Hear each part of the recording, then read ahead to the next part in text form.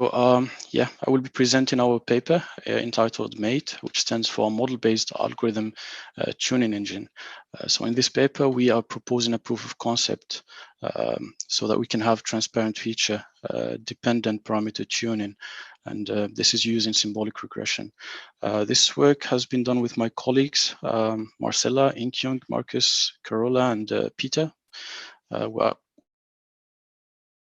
are quite geographically dispersed. So this is the overview of my presentation. I will start with an introduction in which I will give the scope and some background information and the objective of this work. Then I will talk about the parameter tuning framework that we are proposing here. Next, I will present some experiments and show some results that we obtained, and we'll finish the talk with some concluding remarks and some future directions. All right, so the idea or the objective of this work is to design a framework for offline algorithm tuning. So the framework is designed in a way that it is generic, so it's independent on the target problem and the algorithm that we are trying to tune. And it also should be able to generate human-readable mappings or relationships between the parameters of your algorithm and the instance features. So as input, you will feed the algorithm executable, some problem instances to do the training and the features of these problem instances. And what you would expect for the output is the parameters, but as expressions in terms of the problem features. Yeah, so the major contribution is this framework, which is generic and also an implementation of this concept, which is a first proof of concept that can generate these human-readable parameter expressions.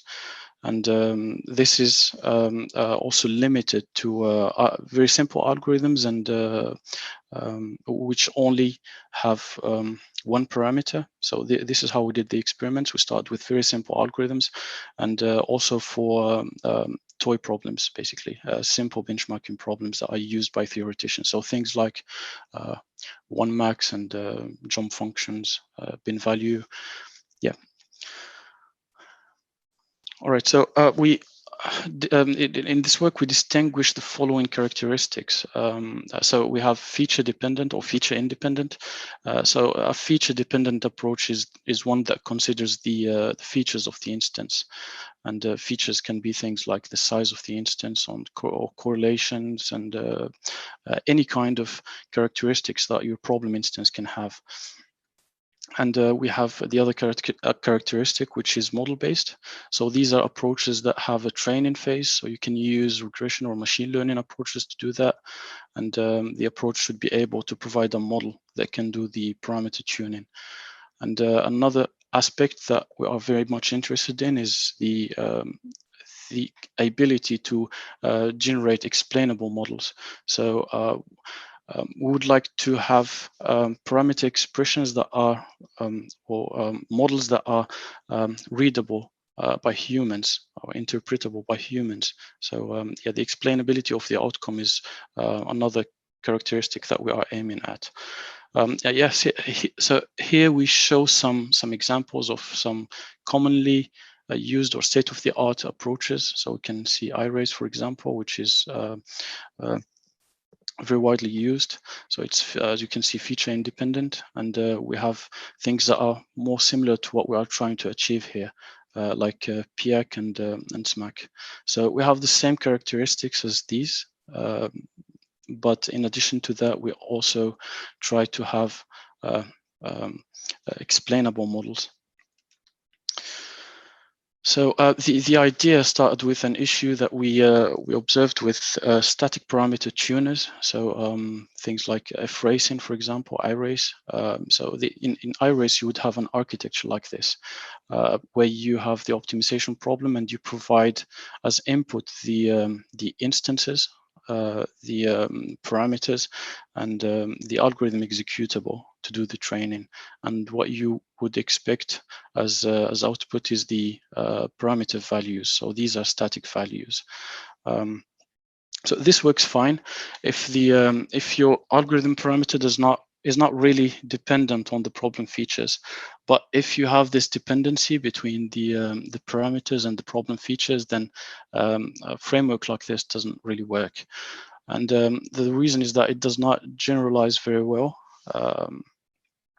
And if you, for example, choose to have a training set which is too diverse, if you are trying to tune, let's say, a genetic algorithm, for example, to solve a TSP, and the training set is instances with number of cities ranging from 10 to 1,000, 10,000, etc., then the training set is just too diverse, and the parameter values will just not work, even for the instances that are within your training set.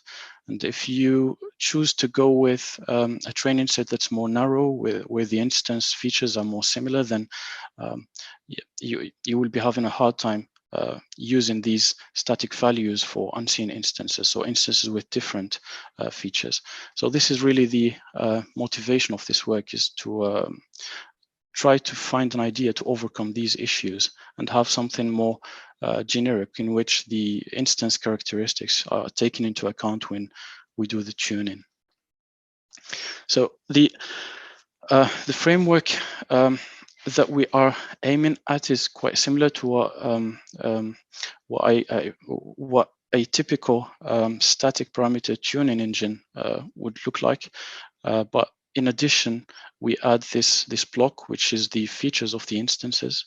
So we add this as an additional input to the training, in addition to the instances, the parameters, and the algorithm. And as output, what we would expect is the parameter expressions. So not static values, but expressions in terms of the features of your problem. And so yeah, so what we're trying to do is basically find this mapping between the parameter, the algorithm parameters and the features of your problem. And yeah, so I mentioned this generic aspect. So this basically means that you can plug in any problem that you would like to tune for, and any algorithm that you would like to tune, and the algorithm should be able to map these features to the parameters and generate the parameter expressions. So you can use anything here, really, any machine learning approach, but we go for genetic programming mainly for this white box nature that it has, so that we can have explainable parameter expressions like you can see here. So these are just illustrations. All right. So the way we do this is using genetic programming. So we use a standard genetic programming algorithm.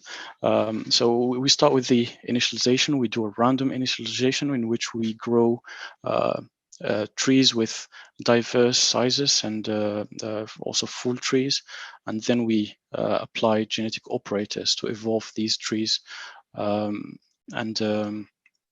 the evaluation is done based on a GP score, in which we just aggregate the performances of the target algorithm on different instances. So it's basically a weighted sum of these performances. Yeah, and the operators that we use for now are arithmetic operators, and the terminals are values, numerical values, or problem features.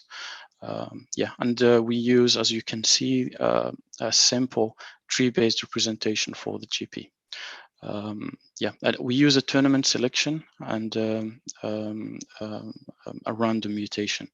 So we do this for a fixed number of iterations, and then we use the obtained parameter expressions for the evaluation. So this is the just to give you an idea of how we implement this tuning engine. All right. So yeah, so as I said, we consider very simple very simple algorithms and problems for this first proof of concept. So we consider randomized local search, which has one parameter, the k, which is the number of bits to flip, and 1 + 1 EA, which has the parameter mu, which is the mutation rate. And we tune these algorithms for 4 problems: OneMax, BinValue, and LeadingOnes, which have the feature n, which is the number of bits, and the jump function, which has 2 features. So the number of bits, and m, which is the number, the width of the region, which has a bad fitness value. And we have training sets for each one of these problems. Now, so these are some parameters for the mate framework. I will go through some of these. So the terminal set is numerical values 1, 2, -1, -2. This is combined with the features of the problem. All right. We use arithmetic operators, 100 generations for the GP. For example, for initialization, we use a random initialization where we grow full trees or trees with different sizes, and we do this 50-50. We use random mutations, and for the crossover operator, we basically do a tournament selection, and we just glue subtrees to generate the offspring. Another important parameter is the p-value. This is important because we assume that the target algorithm that we are trying to tune is not necessarily deterministic. So we cannot just compare the averages. Instead, what we do to compare 2 expressions is to use a rank sum test. And so we do 10 independent runs, and we use a p-value of 0.02. And, just to mention, the codes are publicly available in this link, which you can also find in the paper. Right, so now for the training phase, we run mate 10 times on each algorithm problem budget combination. So we have, as I said, 2 algorithms, 4 problems, and for each one of these algorithm problem combination, we have different budgets. I think this results in 20 combinations. Yep. So we run mate 10 times for each one of these combinations.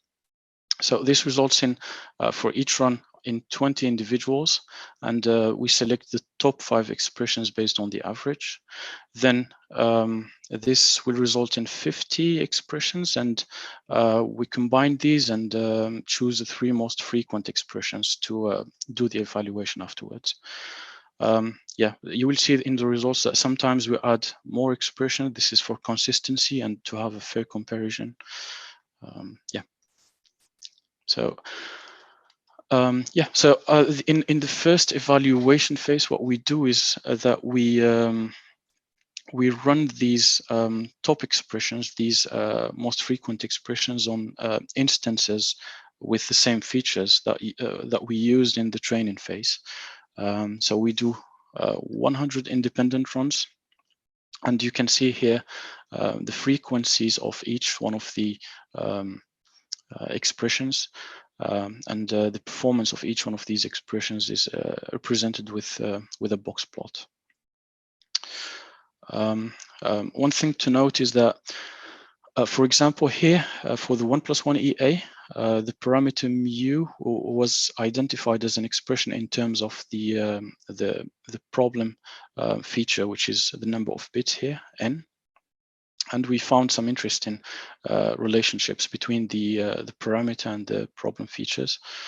And for RLS, we know that the best value for k is static. It's equal to 1, and our framework was able to identify that as well. So we have a static value for each one of the top expressions, and 1 is the most frequent one, which is also, I think, the theoretically optimal one. Just one note is that when we compare these 2 theoretical results, it's important to note that some optimal parameter values for small instances can be different from the asymptotically optimal ones. So this is an important note to have. So the second evaluation phase consists in applying these expressions for instances with different features. So we basically use larger instances. So for the OneMax, for example, by the way, I'm just reporting the results for OneMax to save time. And for the OneMax, for example, we try to apply these parameter expressions for instances of sizes ranging from 1,000 to 5,000. And we can see that the results are similar to what we obtained before, but something else that we can observe is that there is less overlap in between these confidence intervals, and this means that we have more consistency, or if I may say that, or that basically the performances are more separable. Yeah, but the results are quite similar in general to what we obtained in the first phase. So this is some a way to do sensitivity analysis to see if the expressions that we obtain generalize well on unseen instances or instances with different characteristics. Just a brief comparison to irace and SMAC. This is just to show that having this mapping between the parameters and the problem features is quite important. And you can see that MATE was able to achieve a better score than irace and SMAC. Interestingly, SMAC was able to find some interesting static values that resulted in a good score. But in general, for the 1+1 EA, we were able to achieve a better performance. And for RLS, we have similar performance to irace and SMAC. And we obtained static values because as I said before, the parameter K is independent from the problem features. Right, so just to conclude my presentation, what we're proposing here is a framework for generating human-readable models that can provide parameter expressions in terms of the problem instances, the problem features, and yeah, and we think that the results that we obtained are promising. This is a proof of concept. There's lots of work to be done in order to have something that's more efficient, either for theoreticians to be used as guidelines, or for practitioners to use it as a toolbox like irace or SMAC to tune algorithms. So yeah, as I said, there's plenty of work to be done. Some of the work should be done on improving the design of MATE itself. So I'm thinking, for example, about on using ranks or racing to better handle the performance differences in between instances. We also want to be able to run this on more realistic problems. And yeah, and another very important thing is that we are currently working on extending the framework so that it can handle multiple parameters and not just one. So lots of work to be done in the future. So that's it. Thank you, and I will try to answer your questions to the best of my abilities. Thank you. Thank you, Mohamed, for the very nice talk. Let's go ahead and are there any questions for Mohamed right now? Either you can use your microphone or you can type in the chat.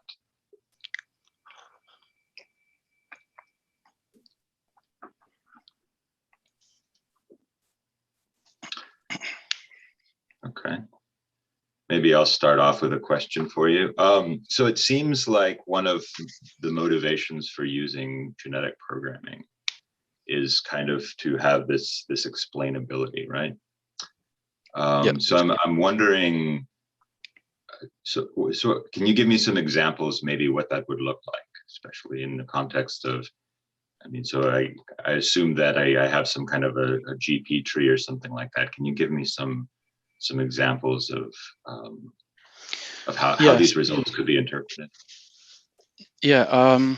So I can go back to some of the results that we obtained, and for example, for the 1+1 EA, we have the mutation rate mu, which we know that is dependent from the problem size. So we know that there is this dependency between this parameter and this feature. And if you use something like irace, you would get static values, but we know that there is a correlation. And the advantages of having this white box is, I believe it will be, we have a different opinion on this, and we want to go two directions. This can be used as guidelines for researchers in theory, so that they can have they can obtain these asymptotic relationships between the parameters and the problem features, or it can be also used as a tool. The challenge with the GP, I would say, is to generalize this for multiple parameters, but the outcome would look like this, basically expressions. So each parameter will be an expression in terms of the features of the problem. So hopefully that answers your question. Yeah, thank you.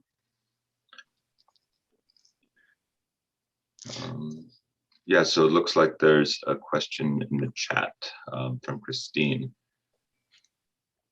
So she says, if I understood correctly, you said that MATE can be useful for both theoreticians and practitioners. Can you say a bit more about how MATE could aid theoretical research? Yeah. So I don't know if Carola is here. She's our. Oh, okay. So I will give this one to you. I think okay, you'll be able to answer this better. Yeah, thanks, Christine, for the question. I think for us, theoreticians, I think the main interest is in detecting dependencies between the parameters and the instances. So, for example, here the instance size, so n, the length of the string, or if you think of more complex algorithms, for example, the 1+ lambda lambda GA, where you have multiple parameters, and then having a tool that automatically detects dependencies between the parameters and makes them explicit, I think it can help us to get the right intuition for how to parameterize the algorithms, and then in order to be able to prove later on that this is the right parameterization. So here, for example, assume that we didn't know anything about OneMax or how the mutation rate should depend on the length of the string. Then this mate would give you some indication for what could be a reasonable dependency, and then you can use that as an inspiration to then try to formally prove that this is actually the case. Okay, thank you. I hope that helps. If not, feel free to. Yep, sounds good. Thank you very much.